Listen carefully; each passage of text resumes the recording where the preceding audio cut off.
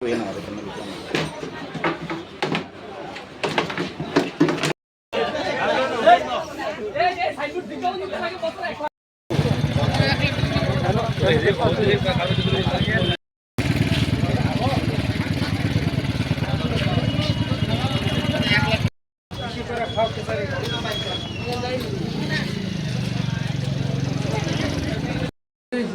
এগুলো মাল দিকে আমার সন্দেশ বেশি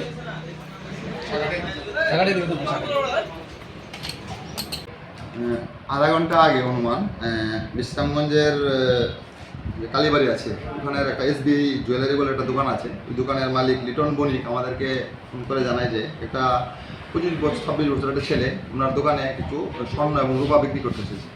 তো উনি সন্দেহ হয়, পুলিশকে খবর দেয়। তো আমরা ওখানে যাই, গিয়ে আমরা কৃষ্ণ দাস, বয়স 25, বাবার নাম লেট কানু দাস, বাড়ি হচ্ছে নলছর, পূর্ব নলছর। ওকে পাই আমরা। ও বলছে যে নলছর থেকে ওইগুলো চুরি করেছে জয়ন্ত লস্করের দোকান থেকে। তো আমরা আপাতত ইনকোয়ারি করছি। এখানে আমরা মোট 10 গ্রাম এবং 10.85 গ্রাম গোল্ড পেয়েছি এবং সিলভার পেয়েছি 129 গ্রাম পুরো পজিশন থেকে পাওয়া গেছে। আমরা নলছড়ে এবং মেলাঘর থানাতে অলরেডি জানিয়েছি।